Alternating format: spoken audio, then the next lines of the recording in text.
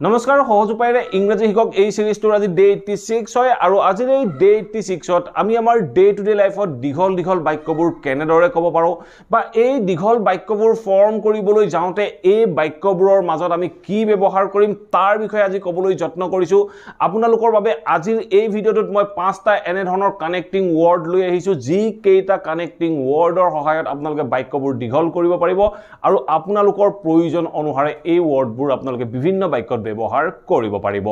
গতিকে আমাৰ day to day লাইফৰ লগতে স্পোকেন ইংলিশৰ বাবে এই ভিডিঅটো অত্যন্ত গুৰুত্বপূৰ্ণ হ'ব আপোনালোকে এক সেকেন্ডো স্কিপ নকৰাকৈ হেকলৈকে চাব ডেফিনেটলি কনসেপ্টটো বুজিব পাৰিব আৰু আপুনিও আপোনাৰ ডে টু ডে লাইফত ব্যৱহাৰ কৰিব পাৰিব আৰু যদি আপোনালোকে ভিডিঅটো চাই ভাল পায় প্লিজ ভিডিঅটো লাইক আৰু শেয়াৰ কৰি যাবলৈ সমনি নাপাহৰিব আপোনালোকৰ লাইক আৰু শেয়াৰে মোৰ ভিডিঅ বনোৱা যথেষ্ট মেটাৰ কৰে আৰু আপোনালোকৰ মাজত কোনো লাৰ্নাৰ আছে যদি অনলাইন মাধ্যমৰ জৰিয়তে মোৰ হৈতে কোনো নোট মুখস্থ নকৰাকৈ কেৱল প্ৰেক্টিছৰ মাধ্যমেৰে আৰু সহজ পদ্ধতিৰে স্পোকেন ইংলিশৰ লগতে ইংলিশ গ্ৰামাৰ শিকিব বিচাৰে তেতিয়াহলে স্ক্ৰিনত লৈ থকা নম্বৰটোত আপোনালোকে মোৰ হৈতে যোগাযোগ কৰিব পাৰে অন্যথা আপোনালোকৰ নাম আৰু এড্ৰেছ হোৱাটছআপ কৰি ৰাখক সময় অনুসৰি আপোনালোকক ক্লাছৰ আপডেট কৰা হ'ব খুব সোনকালে সন্ধিয়া 7:30 বজা আৰু ৰাতিপুৱা 6 বজাত এটা অনলাইন বেচ স্টাৰ্ট হ'ব গৈ আছে যদি আপোনালোকে সেই ক্লাছ কেটাত এনৰোল হ'ম বুলি ভাবিছে তেতিয়াহলে আজি আপোনালোকে মোৰ হৈতে যোগাযোগ কৰিবলৈ সমনি নাপাহৰিব সো আহক এটা ভিডিঅটো আৰম্ভ কৰো আমি আমাৰ ডে টু ডে লাইফত এনে ধৰণৰ বিভিন্ন বাক্য কৈ থাকো যে কোনো এটা কাম চলি থকাৰ সময়তে অন্য এটা কামও চলি আছিল এনেকুৱা ক্ষেত্ৰত আমি কি ব্যৱহাৰ কৰিম মই এটা এক্সাম্পলৰ মাধ্যমেৰে আপোনালোকক ক'বলৈ যত্ন কৰো মই যেতিয়া এটা বাক্য কওঁ যে মোৰ মায়ে যেতিয়া ভাত ৰান্ধি আছিল মোৰ ভাইটি স্কুললৈ ৰেডি হৈ আছিল বা স্কুললৈ তৈয়াৰ হৈ আছিল মোৰ মায়ে ভাত ৰান্ধি আছিল আৰু সেই সময়তে একেটা সময়তে দুইটা কাম চলি আছে বুলি কৈছো সেই সময়তে মোৰ ভাইটি স্কুললৈ ৰেডি হৈ আছিল এই একেটা সময়তে সেই সময়তে এনে ধৰণে ক'বলৈ যাওঁতে বা এই সেই সময়তে একে সময়তে বুলি আমি দুইটা বাক্য সংযোগ কৰিছো আৰু দুইটা বাক্য দীঘল কৰিছো এনে ধৰণে যেতিয়া ক'বলৈ যাওঁ তেনেকুৱা ক্ষেত্ৰত আমি কি ব্যৱহাৰ কৰিব লাগিব তাৰ বিষয়ে আমি জানিব লাগিব যেতিয়া আমি এনে ধৰণে দুটা কাম একেলগে চলি আছে বুলি দেখাবলৈ যাওঁ আৰু সেই সময়তে বুলি ক'বলৈ যাওঁ তেনেকুৱা ক্ষেত্ৰত আমি মিন হোৱাইল ব্যৱহাৰ কৰিব পাৰো আমি মিন হোৱাইলৰ সহায়ত এই বাক্যবোৰ দীঘলীয়া কৰিব পাৰো এই বাক্যটোকে যদি মই ইংৰাজীত ক'বলৈ যাওঁ মই ক'ব পাৰো যে my mother was cooking meanwhile my brother was getting ready for school এনে ধৰণে আমি বাক্যটো ক'ব লাগিব সো মই বাক্যটো ক'লো যে my mother was cooking মোৰ মায়ে ৰান্ধি আছিল meanwhile সেই সময়তে my brother was getting ready for school মোৰ ভাইটিয়ে স্কুললৈ ৰেডি হৈ আছিল এনে ধৰণে আমি meanwhile ব্যৱহাৰ কৰি বাক্যবোৰ দীঘলীয়া কৰিব পাৰো ঠিক আছে নেক্সট এটা এক্সাম্পল চাওক নেক্সট এক্সাম্পলটো চাওক কি কৈছে she was watching TV তাই টিভি চাই আছিল আৰু মই তাৰ পিছত কৈছো যে সেই সময়তে সেই সময়কণতৰ সেই যেতিয়া তাই টিভি চাই আছিল সেই সময়কণতে মই এক্সামৰ বাবে পঢ়ি আছিল একেটা সময়তে দুইটা কাম চলি আছে বুলি দেখাইছো এনেকুৱা ক্ষেত্ৰত আমি মিন হোৱাইল ব্যৱহাৰ কৰিম তেতিয়া আমি বাক্যটোৰ পিছৰ অংশটো কম মিন while I was studying for the exam এনে ধৰণে আমি বাক্যটো ক'ব লাগিব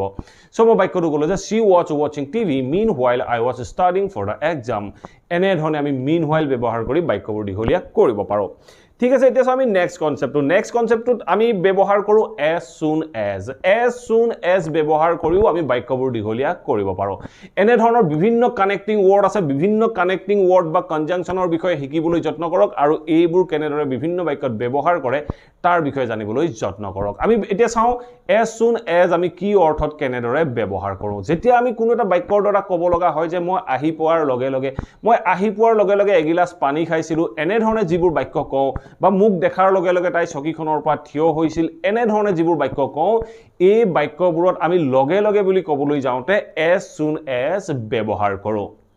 আমি বিভিন্ন বাক্যত কেনেদৰে ব্যৱহাৰ কৰিব পাৰো দুই এটা এক্সাম্পলৰ মাধ্যমেৰে ইয়াক বুজিবলৈ যত্ন কৰো আহক সো ফাৰ্স্ট এক্সাম্পলটো কি কৈছে চাওক as soon as I reached home এই বাক্যটো চাওক কি ক'লে as soon as I reached home I had a shower এই বাক্যটো কি ক'লে as soon as I reached home মই ঘৰ আহি পোৱাৰ লগে লগে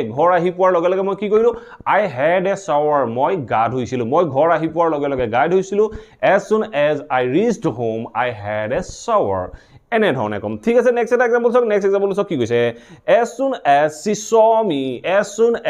saw me তাই মোক দেখি পোৱাৰ লগে লগে তাৰ পিছত চাওক কি কৈছে She stood up from the chair. She stood up from the chair. তাই চকীখনৰ পৰা থিয় হৈছিল মোক দেখাৰ লগে লগে তাই চকীখনৰ পৰা থিয় হৈছিল as soon as she saw me she stood up from the chair এনে ধৰণে আমি বাক্যত as soon as ব্যৱহাৰ কৰোঁ ঠিক আছে নেক্সট আমি এটা কানেক্টিং ৱৰ্ড চাওঁ নেক্সট কানেক্টিং ৱৰ্ডটো হ'ল that's why আমি বিভিন্ন কাৰণত ব্যৱহাৰ কৰিব লগা হয় বিভিন্ন বাক্যৰ মাজত সংযোগ ঘটাবলৈ আমি that's why ব্যৱহাৰ কৰোঁ That's why আমি কি অৰ্থত ব্যৱহাৰ কৰোঁ যেতিয়া আমি ক'ব লগা হয় হেই কাৰণে বুলি কৈ আমি যেটো কাৰণটো দেখাই দিওঁ তেনেকুৱা ক্ষেত্ৰত আমি that's why ব্যৱহাৰ কৰোঁ আমি কেনেদৰে ব্যৱহাৰ কৰিব পাৰোঁ দুটা এক্সাম্পলৰ মাধ্যমেৰে ইয়াক বুজিবলৈ যত্ন কৰোঁ সো ফাৰ্স্ট এক্সাম্পল চাওক ফাৰ্স্ট এক্সাম্পল কি কৈছে I didn't get enough sleep that's why I am tired এই বাক্যটো চাওক কি ক'লে I didn't get enough sleep মানে হ'ল মই বেছি শুবলৈ নাপালো that's why সেইভাবে I am tired সেইভাবে মই ভাগৰুৱা মই বেছি শুবলৈ নাপালো I didn't get enough sleep that's why I am tired এনে ধৰণে আমি বাক্যবোৰ কওঁ ঠিক আছে নেক্সট এটা বাক্য চাওক নেক্সট বাক্যটো চাওক কি কৈছে It started raining heavily এই বাক্যটো চাওক কি কৈছে It started raining heavily that's why we decided to stay indoors এই বাক্যটো চাওক কি ক'লে It started raining heavily মানে বহুত heavily মানে ডাঠকৈ বৰষুণ দিবলৈ আৰম্ভ কৰিছিল that's why সেইভাবে we decided to stay আমি থকাৰ সিদ্ধান্ত লৈছিলো কোত থকাৰ ভিতৰত থকাৰ সিদ্ধান্ত লৈছিলো বুলি কোন আমি বাক্যটো ক'লো that's why we decided to stay indoors গতিকে আমি ভিতৰত থকাৰ সিদ্ধান্ত লৈছিলো ঠিক আছে নেক্সট এটা কানেক্টিং ৱৰ্ড চাওঁ নেক্সট কানেক্টিং ৱৰ্ডটো হ'ল soon after আমি কেনেদৰে কি অৰ্থত ব্যৱহাৰ কৰোঁ তাৰ বিষয়ে আমি জানিব লাগিব soon after আমি ব্যৱহাৰ কৰোঁ কিবা এটা কৰাৰ তৎক্ষণাত পিছতে বুলি ক'বলৈ যাওঁতে আমি soon after ব্যৱহাৰ কৰোঁ মই এটা এক্সাম্পলৰ মাধ্যমেৰে আপোনালোকক ক'বলৈ যত্ন কৰোঁ মই যদি কওঁ যে মই ৰাতি ভাত খালো আৰু ভাত খোৱাৰ পিছতেই মই খোজ কাঢ়িবলৈ গৈছিলো এনে ধৰণে এই যেটো পিছতেই বুলি ক'লো মানে তৎক্ষণাত পিছতেই বুলি কওঁতে আমি soon after ব্যৱহাৰ কৰিব পাৰোঁ এই বাক্যটোকে যদি মই ইংৰাজীত ক'বলৈ যাওঁ মই ক'ব পাৰোঁ যে we had dinner আমি ৰাতিৰ আহাৰ খাইছিলো and soon after we went for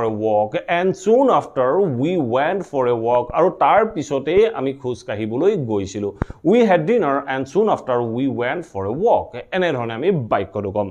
ঠিক আছে নেক্সট এটা এক্সাম্পল চাওক নেক্সট এক্সাম্পল কি কৈছে চাওক I finished my workout and soon after I took a shower এই বাক্যটো চাওক কি ক'লে I finished my workout মই মোৰ workout শেষ কৰিছিলো বা এক্সাৰসাইজ শেষ কৰিছিলো and soon after আৰু তাৰ পিছতে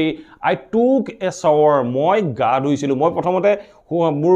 workout শেষ কৰিছিলো আৰু তাৰ পিছতে মই গা ধুইছিলো বুলি কোনে মই বাক্যটো ক'লো I finished my workout and soon after I took a shower এনে ধৰণে আমি বাক্যটো ক'ব পাৰোঁ ঠিক আছে এতিয়া চাও আমি নেক্সট কানেক্টিং ৱৰ্ডটো হ'ল immediately after that এইটো আমি বিভিন্ন কনভাৰসেচন আদিত প্ৰায় শুনিবলৈ পাওঁ আৰু বিভিন্ন ব্যক্তি ব্যৱহাৰ কৰা দেখিবলৈ পাওঁ এই soon after আৰু immediately after that দুইটাৰ অসমীয়া অৰ্থ যদি আপুনি চাবলৈ যায় অলমোস্ট একেই দেখিব soon after that টো আমি ব্যৱহাৰ কৰো কিবা এটা কাম কৰাৰ তৎক্ষণাত পিছত নহয় তাৰ পিছতেই বুলি ক'বলৈ যাওঁতে ধৰক আপুনি এটা কাম কৰিলে তাৰ পিছত যেটো অন্য কাম কৰিলে সেই প্ৰথম কামটো আৰু অন্যটো কামৰ মাজত অলপ টাইমৰ ডিফাৰেন্স থাকে কিন্তু আপুনি যেটা immediately after that ক'বলৈ যাব immediately after that কোৱাৰ লগে লগে প্ৰথম কামটোৰ পৰা দ্বিতীয় কামটোৰ মাজত গ্যাপ নাথাকে প্ৰথম কামটো শেষ কৰাৰ পিছতে নেক্সট কামটো আৰম্ভ হ'ব লাগিব তেনেকুৱা ক্ষেত্ৰতহে আমি immediately after that ব্যৱহাৰ কৰিব পাৰোঁ আমি কেনেকুৱা ক্ষেত্ৰত ব্যৱহাৰ কৰোঁ দুই এটা এক্সাম্পলৰ মাধ্যমেৰে ইয়াক বুজি ল'বলৈ যত্ন কৰোঁ আহক মই যদি এটা বাক্য কওঁ যে I finished my breakfast and immediately after that I left for school এই বাক্যটো চাকি গলে I finished my breakfast মই মোৰ ব্ৰেকফাষ্ট শেষ কৰিছিলো